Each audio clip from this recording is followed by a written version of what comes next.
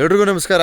ನೋಡಿ, ನಾವು last time Changadi ಗ್ರಾಮಕ್ಕೆ ಆಗಮಿಸಿ ಚೆಂಗಡಿ ಗ್ರಾಮದ ಒಂದು ವಾಸ್ತವ ಸ್ಥಿತಿಗಳನ್ನು ನಾನು ವಿಡಿಯೋ ಮೂಲಕ ಪ್ರಸಾರ ಮಾಡಿದ್ದೆ.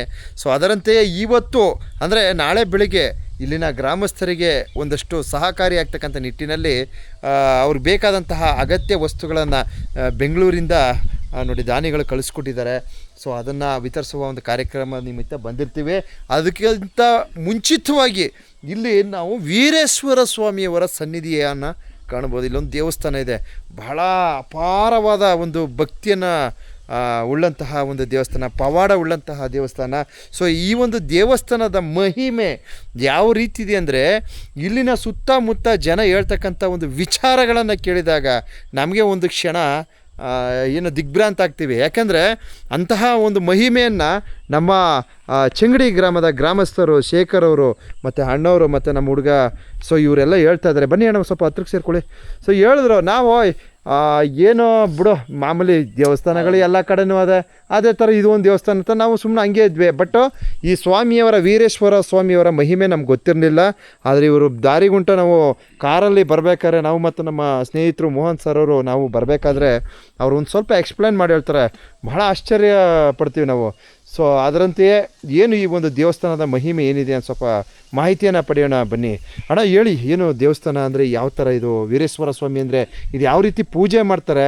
ಆಮೇಲೆ ಅದು ಯಾರು ರೈಟ್ರು ಬಂದಿದ್ರು ಹೋದ್ರು ಅಂತ ಹೇಳಿದ್ರಿ, ಇದು ಹೆಂಗೆ ಅದ್ರ ಬಗ್ಗೆ ಒಂದು ಸ್ವಲ್ಪ ಡೀಟೇಲ್ ಕೊಡಿ ಸರ್. ಆರಂಭದಲ್ಲಿ ಇದು ಒಂದು ತಡಿಕೆ ಗುಡಿ. ಆ ಟೈಮಲ್ಲಿ ಹಬ್ಬ ಮಾಡಿಲ್ಲ ಅಂದ್ರೆ ಹುಲಿ ಬಂದ್ ಮನಿ ಕೊಳ್ಳೋದು, ಇಲ್ಲಿ ಆ ರೋಂಬೆಲ್ಲ ಬಿದ್ದಿರೋದು. ಬೆಳಗ್ಗೆ ಬಂದು ಅದ್ ನೋಡ್ಬಿಟ್ಟು ಓ ಹುಲಿ ಬಂದಿದೆ ಇನ್ಮೇಲೆ ಹಬ್ಬ ಮಾಡ್ಬೇಕು ಅಂತ ಹಬ್ಬ ಶುರು ಮಾಡೋರು. ಗುರ್ತು. ಆನಂತರದಲ್ಲಿ ಏನ್ ಮಾಡಿದ್ವಿ, ಸರಿ ಸ್ವಲ್ಪ ಚೆನ್ನಾಗಿ ಕಟ್ಸೋಣ ನಾವು ಗುಡಿ ಅಂದ್ಬಿಟ್ಟು ಮತ್ತೆ ಇನ್ನೊಂದ್ ತರದ ಗುಡಿ ಕಟ್ಟಿದ್ರು.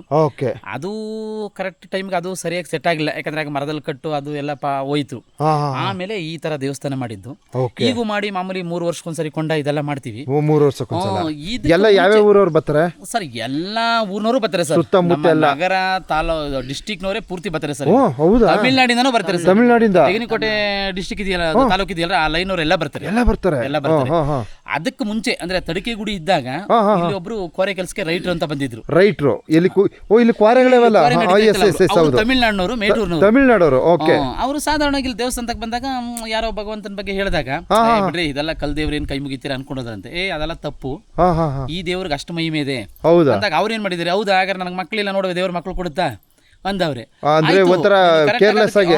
ಕರೆಕ್ಟ್ ಆಗಿ ನೀನು ಹರಕೆ ಮಾಡ್ಕೊ, ಮಕ್ಳು ಯಾಕೆ ಆಗಲ್ಲ ಅಂದವ್ರೆ. ಸರಿ ಓಕೆಪ್ಪ ನೋಡ್ತೀನಿ ದೇವ್ರನ್ನ ನಂಬ್ತೀನಿ ಆ ತರ ಹಾಕ್ಬಿಟ್ರೆ ಅಂದ್ಬಿಟ್ಟು ಹೋಗವ್ರೆ.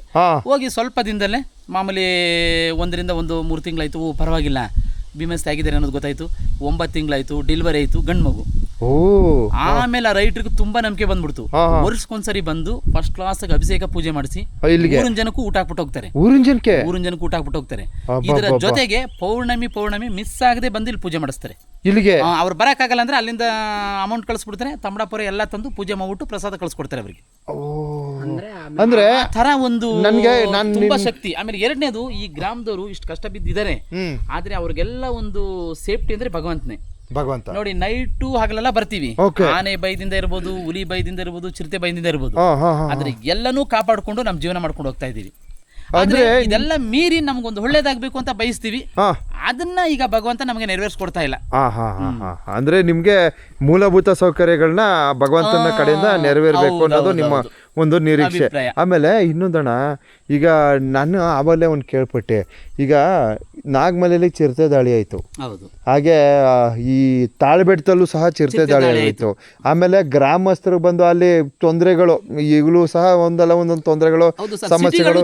ಇಲ್ಲಿ ನಾವು ಬಹಳ ಮುಕ್ತವಾಗಿ ನಾವು ಗಮನಿಸಬೇಕಾದ ವಿಚಾರ ಏನಪ್ಪ ಅಂದರೆ, ಇವತ್ತು ಕೂಡ ನಮ್ಮ ಕುಗ್ರಾಮದಲ್ಲಿರ್ತಕ್ಕಂಥ ಹಳ್ಳಿ ಜನರಿಗೆ ಇನ್ನೂ ಸಹ ಯಾವುದೇ ತರಹದ ತೊಂದರೆಗಳು ಚಿರತೆಯಿಂದ ಇರ್ಬೋದು, ಹುಲಿಯಿಂದ ಇರ್ಬೋದು, ಹಾನಿಂದ ಇರ್ಬೋದು ಇಲ್ಲ ಸರ್. ಇಲ್ಲ, ಏನೋ ಆಗಿದೆ ಅಪರೂಪಕ್ಕೆ, ಅದು ಅನ್ಎಕ್ಸ್ಪೆಕ್ಟೆಡ್ ಒಂದೊಂದು. ಅದು ಬಿಟ್ರೆ ಮಿಕ್ಕಿದ್ದೆಲ್ಲ ಅತಿವಶ್ಯಕವಾಗಿ ಯಾವ ಟೈಮಲ್ಲೂ ನಡೆದಿಲ್ಲ. ಸೊ ಚಿರತೆ ದಾಳಿ ಆಗ್ಲಿ, ಹುಲಿ ದಾಳಿ ಆಗ್ಲಿ, ಆನೆ ದಾಳಿ ಆಗ್ಲಿ, ಯಾವ್ದು ಆನೆ ದಾಳಿಗಳು ಬಿಡಿ ಸಹಜ, ಆಕಸ್ಮಿಕವಾಗಿ ಎದುರು ಬದ್ರು ಸಿಕ್ಬಿಟ್ಟಾಗ ಅದು ಆಗೋಯ್ತವೆ ಸರ್. ಕೆಲವು ಬಚಾವಾಗಿ ಬರ್ತಾರೆ, ಕೆಲವು ಟೈಮ್ ಮುಗಿದೋಗಿದ್ರೆ ಏನು ಮಾಡಕ್ಕಾಗಲ್ಲ. ಈ ಚಿರತೆ ಅನ್ನೋದು ಕಣ್ಣಾರ ನೋಡಿದ್ದು ಸಹ ಅನುಭವಿಸತಕ್ಕಂತ ಒಂದು ಸಂಕಷ್ಟ. ಹೌದು, ಅಂದರೆ ಸ್ವಾಮಿಯವರ ಒಂದು ದಯೆಯಿಂದ ಈ ಪವಾಡದಿಂದ ಮಗು ಆಯ್ತು ಅವ್ರಿಗೆ. ಅವ್ರು ಈಗಲೂ ಸಹ ಬಂದು ಹೋಯ್ತಾರೆ. ಇನ್ನೂ ಸುಮಾರು ಜನಕ್ಕೆ ಮಕ್ಕಳಾಗಿದೆ ಸರ್. ಹೌದಾ? ಅವರೆಲ್ಲ ಈ ದೇವರ ಹೆಸರೇ ಕಟ್ಟಬೇಕು. ಹೌದು, ಇನ್ನೂ ಸುಮಾರು ಜನಕ್ಕೆ ಮಕ್ಕಳಾಗಿದೆ. ಅಂದ್ರೆ ದೇವ್ರ ಹೆಸರೇ ಕಟ್ಟಬೇಕು. ಈ ದೇವರ ಹೆಸರೇ ಕಟ್ಟಬೇಕು. ವಿಯಿಂದ ವೀರೇಶ್ವರ, ವೀರೇಶ, ವೀರಮಾಧವ್, ವೀರಣ್ಣ, ಹಿಂಗೆ.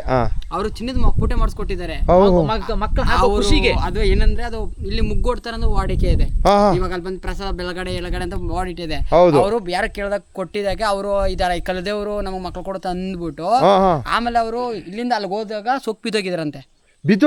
ಸೊಕ್ಕಿ ಬಿದ್ದೋಗಿದ್ರಂತೆ ಅಂದ್ರೆ ಏಳ್ಸ್ಬಿಟ್ಟು ಹೋದ್ರಲ್ಲ, ಸೊಕ್ಕಿ ಬಿದ್ದೋಗಿ ಆಮೇಲೆ ಅವ್ರು ಯಾರು ತಮ್ಮಡಪುರ ತೀರ್ಥಾಕಿ ಆಮೇಲೆ ಬಂದು ಮತ್ತೆ ಅವರು ಗುಡಿಗೆ ಅಡ್ಬಿದ್ದೆ. ಆಮೇಲೆ ಅವ್ರು ಪ್ರಸಾದ ಕೇಳಿ ಮಕ್ಕಳಾಗಿದ್ದಾಗ ಅವ್ರಿಗೊಂಥರ ಏನೋ ಜ್ಞಾನೋದಯ ಆಯ್ತು. ನಮಗೆ ಮಕ್ಕಳಾಗುತ್ತೆ. ಆಮೇಲೆ ಚಿನ್ನದ ಮಕ್ಕಳು ಅವಾಗ ತುಂಬಾ ವರ್ಷದಿಂದ 150 ಗ್ರಾಮ್ ಎಷ್ಟು ಮಾಡಿಸ್ಕೊಟ್ಟಿದ್ರು ಅವಾಗ್ಲೇ. ಇವಾಗೆಲ್ಲ ತುಂಬಾ ವರ್ಷದ ಹಿಂದೆನೆ 30-40 ವರ್ಷ ಅದೆಲ್ಲ ಮಾಡಿಸ್ಕೊಟ್ಟಿದ್ದಾರೆ. ಅಣ್ಣ ನೀವು ಒಂದು ಕೆಲಸ ಮಾಡ್ಬೇಕು, ಆ ಅಪ್ಪ ಏನಾರು ಬಂದ್ರೆ ನಾವು ನಿಮಗೆ ನನಗೆ ಮಾಹಿತಿ ಕೊಡ್ಬೇಕು ಸರ್. ನಾನು ಬೇಕಾದ್ರೆ ನಿಮಗೆ ಕಾಂಟ್ಯಾಕ್ಟ್ ಮಾಡಿಸ್ತೀನಿ. ಆಯ್ತು, ಯಾಕಂದ್ರೆ ಈ ಒಂದು ಪವಾಡ ಏನಿದೆ ಸ್ವಾಮಿ ಅವ್ರದ್ದು ಅದನ್ನ ಒಂದ್ 4 ಜನ ಕಲ್ಸೋಣ. ಇನ್ನೊಂದು ಹೇಳಿದ್ರು ಸರ್, ಅದೇ ಇವಾಗ ಕೊಂಡಾಡ್ ನಡೆಯೋ ಟೈಮಲ್ಲಿ ಮಳೆ ಬಂದು ನೀರು ತುಂಬ್ಕೊಂಡ್ಬಿಟ್ಟು ಪ್ರಸಾದಕ್ಕೆಲ್ಲ ನೀರು ತುಂಬೋಗ್ಬಿಟ್ಟಿತ್ತಂತೆ. ಬೈಲು ಅವಾಗ ಸ್ವಲ್ಪ ಜನ ಏನಂದ್ರಂತೆ, ಈ ಗೊದೆನ ತಿನ್ಬೇಕಾ, ಈ ಪ್ರಸಾದ ತಿನ್ಬೇಕು ಅನ್ನೋ ಒಂದು ಇದಂತೆ. ಆ ಟೈಮಲ್ಲಿ ಆಲ್ಮೋಸ್ಟ್ ಯಾರ ಹತ್ರ ಮಾತ್ರ ಎಲ್ಲರೂ ಸೊಪ್ಪಿದೋಗಿದ್ರಂತೆ ಇದ್ರಲ್ಲಿ, ಈ ಎಲ್ಲರೂ. ಅವಾಗ ದೇವ್ರ ಆವೇಶ ಬಂದ್ಬಿಟ್ಟು ಕೊಂಡೋನ್ ಹೋಗ್ಬಿಟ್ಟು ನಾನ್ ನೋಡ್ಕೋತೀನಿ ಹೋಗ್ರು ಅಂತ ಹೇಳದ್ಮೇಲೆ ಎಲ್ಲ ಸೊಪ್ಪಿದೋಗಿದ್ದು. ಆಮೇಲೆ ಮತ್ತೆ ಬೇರೆ ದೇವ್ರು ಬಂದು ದಾಟ್ಕೊಂಡು ಹೋದ್ಮೇಲೆ ಎಲ್ಲ ಎದ್ದೆದ್ದಿರ್ ಕೂಲ್ತಾ ಇದ್ರಂತೆ. ಅದು ನಮ್ಗೆ ಗೊತ್ತಿಲ್ಲ ಸರ್, ಅದು ನಮ್ಮ ಇವ್ರು ಹೇಳಿರೋದು, ತಂದೆಯವ್ರು ಹೇಳಿರೋದು ಆ ಸ್ಟೋರಿ. ನೋಡಿ ಬಂಧುಗಳೇ, ನಾವು ಮಲೆಮಹದೇಶ್ವರನ ಸನ್ನಿಧಿಗೆ ಬರ್ತಾ ಇರ್ತೀವಿ.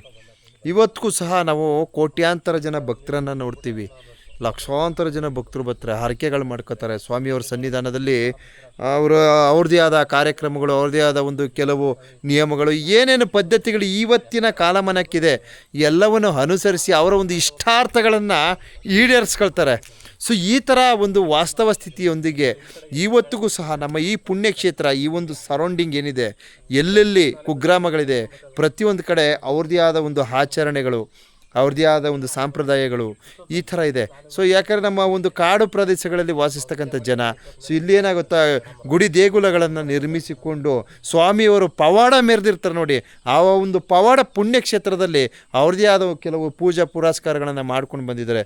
ಸೊ ಅದೇ ತರಹ ನಾವು ನೋಡೋದಾದರೆ ಇವತ್ತು ನಾವು ಚೆಂಗಡಿ ಅಂತಕ್ಕಂಥ ಈ ಒಂದು ಕುಗ್ರಾಮದಲ್ಲಿ ನಾವು ವೀರೇಶ್ವರ ಸ್ವಾಮಿಯವರ ಏನು ಇಂತಹ ಒಂದು ಪವಾಡದ ಒಂದಷ್ಟು ಬಹುಮುಖ್ಯವಾದ ಹೇಳಿಕೆಗಳನ್ನು ಪಡೆದಿರ್ತೀವಿ.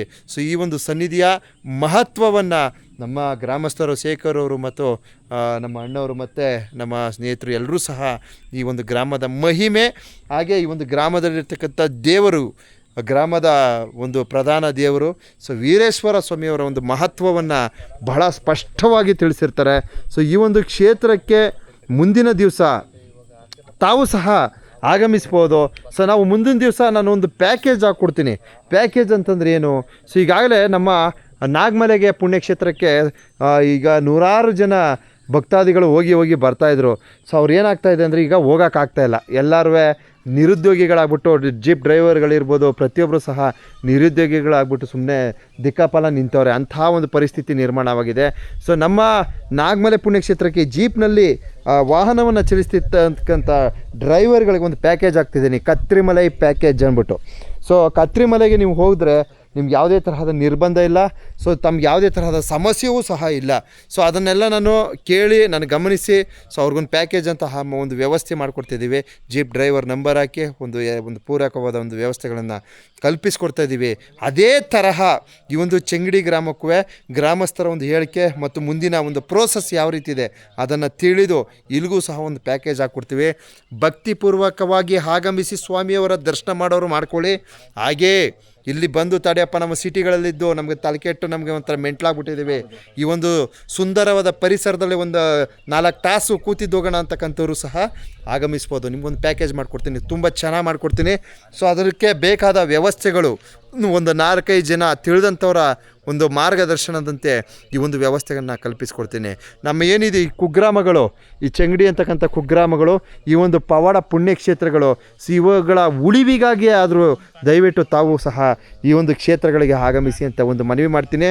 ವಿಶೇಷವಾಗಿ ನೋಡಿ, ಈಗ ಕತ್ತಲಾಗ್ತಾ ಇದ್ದಾಗೆ ಇಲ್ಲಿ ಆನೆಗಳ ದರ್ಶನ ಆಗುತ್ತೆ. ಸೊ ದಯವಿಟ್ಟು ನಿರೀಕ್ಷಿಸಿ ಮುಂದಿನ ವಿಡಿಯೋ ವೀಕ್ಷಣೆಯನ್ನು ಪಡೆಯಿರಿ.